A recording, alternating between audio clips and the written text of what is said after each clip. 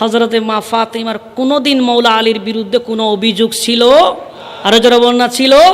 হাতে ফুসকা উঠে গেছে, হাতে ফুসকা উঠে গেছে, এরপরেও হযরতে ফাতিমা কোনোদিন বলে নাই আলী হাতে কষ্ট পাচ্ছি, জাতা তো ঘুরাইতে পারছি না, একজন আমার জন্য কাজ করার জন্য মহিলা নিয়ে আসো। এই কথা হযরতে ফাতিমা কোনোদিন মৌলা আলী শেরে খুদাকে বলে নাই। জোরে বলি সুবহানাল্লাহ। কিন্তু হযরতে আলী বলছেন ফাতিমা, বলে যুদ্ধের ময়দান থেকে অনেক আপনার মহিলাকে বন্দি করা হয়েছে, বলে অনেক দাসকে বন্দি করা হয়েছে, অনেক কাফেরকে বন্দি করা হয়েছে। বলে ফাতিমা তাড়াতাড়ি যাও না, নবীর দরবারে যাও, সেই যুদ্ধবন্দি থেকে কোনো একজন কাজকর্ম করার জন্য, তোমার হাতে তো ফুসকা উঠে গেছে, যাও নবীকে একবার বলে দিয়ে আসো তোমার জন্য যেন একটা কাজ করার জন্য আপনার সহযোগী এনে দেয়। জোরে বলি সুবহানাল্লাহ।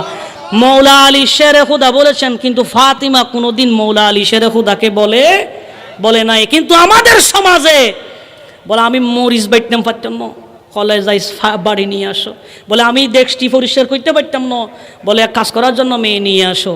কথা বলেন ঠিক কিনা? এগুলা বলতে গেলে অনেক। হযরতে মা ফাতিমা নবীজির দরবারে গেছেন, বলছেন ইয়া রাসূলুল্লাহ, যুদ্ধবন্দী অনেক মহিলা আছে, অনেকের স্বামী মারা গেছে, এই রকম একজন মহিলা, এই রকম একজন নারী আমাকে একটু কাজকর্ম করার সহযোগিতা করার জন্য একটু দেন না। নবীজি বলছেন ফাতিমা তুমি হচ্ছে রহমতুল্লিল আলামিনের কন্যা, তুমি হচ্ছে জান্নাতের মহিলাদের সরদারিনী। হে ফাতিমা তুমি যখন জান্নাতের, যখন আপনি ফুলসিরাত যখন পার হতে যাবে, ওই সময় হাসরবাসীদেরকে ঘোষণা করা হবে, হে হাসরবাসীরা তোমরা তোমাদের মাথাগুলোকে নিচে করো, তোমাদের চক্ষুগুলোকে নিচে করো, কারণ এই মুহূর্তে জান্নাতের সরদারিনী তোমাদের সামনে ফুলসিরাত পার হতে যাচ্ছে। জোরে বলি সুবহানাল্লাহ। আর একটু জোরে বলেন না সুবহানাল্লাহ। এই কথা বলার পরে ফাতিমা বলছেন ইয়া রাসূলুল্লাহ একটু দেন না। তখন আমার নবী ফাতিমাকে বলছেন ফাতিমা, বলে আমি একটা কাজ দিতে পারি। বলে কি? বলে তুমি তোমার এই বাদির কথা বলে যাবে, কর্মচারীর কথা বলে যাবে, বলে একটা কাজ করো, বলে সদা সর্বদাই 33 বার সুবহানাল্লাহ বলবে, 33 বার আলহামদুলিল্লাহ বলবে। বলে তুমি যখন এই তাসবিহগুলো যখন তেলাওয়াত করবে, যখন কাজ করবা, তখন তোমার কাছে কাজকে কাজের মতো হবে না, কারণ তুমি সদা সর্বদাই আল্লাহর জিকিরে মশগুল থাকবে। জোরে বলি সুবহান। আর একটু জোরে বলেন না সুবহানাল্লাহ।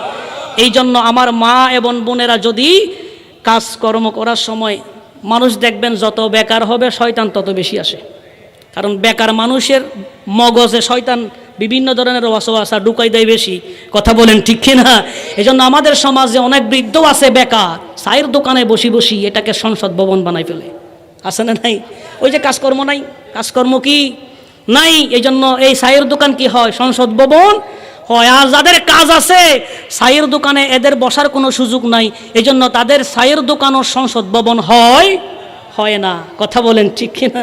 এই জন্য আমাদের মা বোনদেরকেও সদা সর্বদাই আপনার জিকির করার দরকার আছে না নাই?